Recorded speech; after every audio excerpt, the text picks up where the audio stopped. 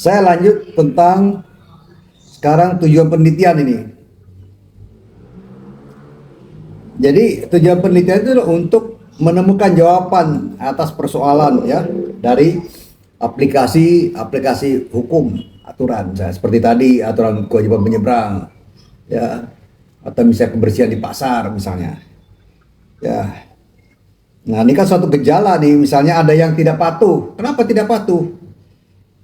Contoh penyeberang jalan misalnya, karena orang sudah tua susah juga tuh naik tangga, repot ya, harus ada yang nuntun misalnya ya. Tetapi ada juga yang menganggap sepele persoalan itu, buat apa, kan tidak ada sanksinya misalnya ya, kan itu satu problem juga tuh, potret ya, tidak ada sanksi misalnya ya, dan tidak ada petugas. Jadi hukum itu kadang-kadang dimanifestasikan dengan kehadiran petugas. Kalau ada petugas ada hukum, kalau nggak ada. Jadi penyimpangan seperti itu. Nah, dan ini untuk riset kita akan dapatkan pengetahuan lebih dalam tentang suatu gejala sehingga dapat merumuskan hipotesa. Misalnya tadi yang soal penyeberangan jalan ya. Kenapa orang nggak mau? Karena tidak mempermudah gerak orang. Coba kalau misalnya jembatan penyeberangan itu dibikin trap yang nggak terlalu tinggi, ya, atau bisa juga misalnya menjadi eskalator berjalan, dan ini pasti mahal, ya. Dibikin lebih nyaman aja. Kemudian kalau hujan itu tidak kehujanan, ya, jadi nggak tempias airnya, kan itu juga. Kemudian aman, jangan ada jambret di atas itu, ya. Oke, kemudian juga itu melakukan hipotesa. Jadi riset itu juga bertujuan menggambarkan secara lengkap karakteristik atau ciri-ciri ya dari satu keadaan. Misalnya tadi kebersihan. Rupanya kebersihan sulit diterapkan karena tidak ada tong sampah misalnya. Saya buangnya sembarangan, habis makan pecel, habis makan cendol, ya gelasnya saya buang karena nggak ada tempat. Yang satu keadaan, atau perilaku pribadi peduli amat ya kan, kan bisa juga begitu, masa bodoh misalnya, seperti orang buang sampah ke kali, nggak ada yang lihat kok. Atau kalau nggak saya buang sampah di kali, buangnya kemana? Ya kan suatu dilema juga perilaku. Bisa juga perilaku kelompok ya, seperti tadi tukang parkir ya, dia parkir semaunya ya. Misalnya di bawah larangan parkir, ya suruh orang parkir juga karena dia dapat duit. Dan ini adalah kenapa dia begitu, karena ada yang backing misalnya. Ya, dia kasih setoran. Ya. Oke. Nah, ini masalah-masalah yang menjadi alasan kita melakukan riset. Kemudian kita juga bisa riset tentang frekuensi peristiwa misalnya. Ya, frekuensi peristiwa. Misalnya pelanggaran penggunaan JPU itu terjadi di waktu senggang, mobil jalan lewat, jadi buat apa naik atas, ya kan aman juga. Itu satu frekuensi keadaan. Bisa juga tuh menggambarkan untuk memperoleh data mengenai hubungan antara satu gejala dengan gejala lain. Ya, misalnya tadi tidak patuh JPO karena tidak ada petugas mengawasi. Oke, kemudian bisa juga karena fasilitasnya tidak menyenangkan, tidak membuat orang mudah. Nah, hubungan sebab akibat penting dalam satu riset ya dari permasalahan tadi. Ini macam-macam penelitian saya sudah lihat dari sudutnya, dikenal penelitian eksplanatoris, dia menjelajah, ya artinya dia lihat segala macam persoalan yang ada. Kemudian penelitian deskriptif, ya penelitian deskriptif, dia menjelaskan. Kemudian ada penelitian eksplanatoris yang menjelaskan. Jadi penelitian eksploratoris dilakukan apabila pengetahuan tentang suatu gejala yang akan diselidiki masih kurang sekali atau bahkan tidak ada. Jadi kita ini menggali bahan, itu namanya eksploratoris. Kadang-kadang penelitian ini disebut juga feasibility study yang bermaksud untuk memperoleh data. Sementara suatu penelitian deskriptif dimaksudkan untuk memberikan data yang seteliti mungkin tentang suatu masalah, keadaan atau gejala-gejalanya. Maksudnya adalah terutama untuk mempertegas hipotesa-hipotesa agar dapat membantu di dalam memperkuat teori-teori lama atau dalam kerangka menyusun teori-teori baru.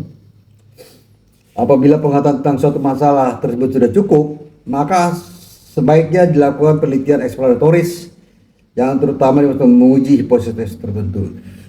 Jadi kalau sudah dapat dari penelitian eksploratoris itu, kemudian dilanjutkan dengan penelitian eksplanatoris ya untuk menjelaskan. Nah, dipandang dari sudut bentuknya pada umumnya dikenal penelitian diagnostik ya untuk meneliti, penelitian preskriptif dan penelitian evaluatif. Penelitian diagnostik merupakan satu penyelidikan dimaksudkan untuk mendapatkan keterangan mengenai sebab-sebab terjadinya satu gejala atau beberapa gejala. Ya. Apabila satu penelitian ditujukan untuk mendapatkan saran-saran mengenai apa yang harus dilakukan untuk mengatasi masalah-masalah tertentu, maka penelitian tersebut dinamakan penelitian preskriptif. Ya. Dan kemudian suatu penelitian evaluatif pada umumnya dilakukan apabila seorang ingin menilai program-program yang dijalankan. Ya, evaluatif. Misalnya katakanlah program apa namanya itu timbang bayi misalnya, ibu sehat, bayi dan ibu sehat. Prakteknya dilihat bagaimana itu berjalan tidak. Kalau tidak berjalan apa problemnya? Misalnya anggaran kah atau tempat atau tenaga medis yang nggak terlalu suka melakukan itu. Ya. Nah, kemudian ada juga jenis-jenis penelitian dikaitkan dengan tujuan-tujuannya. Ya. Suatu penelitian dapat merupakan penelitian bertujuan untuk menemukan fakta belaka atau fact finding. Ya. Misalnya kita teliti nih. Kenapa sih preman itu, misalnya preman katakanlah di jalan raya ya, itu kok gampang sekali minta orang memeras orang segala macam.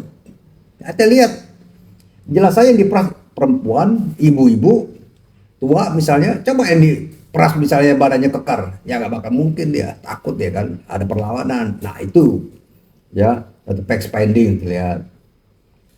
Penelitian fact finding ini dapat dilanjutkan dengan penelitian bertujuan untuk menemukan masalah, problem finding. Jadi kita lihat sudah ada masalahnya, bagaimana mencari solusinya. Ya, untuk kemudian menuju pada identifikasi masalah, problem identification. Ya, tidak jarang dilanjutkan lagi dengan penelitian untuk mengatasi problem solution. Jadi berbagai macam tuh model-model ya, terutama mereka yang bekerja nih, ya bekerja di sektor pemerintahan atau swasta misalnya. Nah, kalau dilihat dari penerapannya dibedakan antara penelitian murni atau disebut juga penelitian dasar atau fundamental. Ya, kemudian penelitian berfokus masalah, problem fokus research. Ya, misalnya tadi ya soal bayi kurang gizi misalnya, ya di suatu wilayah. Kenapa? Ya, bisa jadi ditemukan bahwa itu terkena pada orang-orang atau pasangan suami istri yang pekerjaannya tidak tetap, ya serabutan misalnya. Dan kemudian kadang-kadang bisa juga dilakukan penelitian terapan. Ini terutama pada ilmu pengetahuan dulu pasti.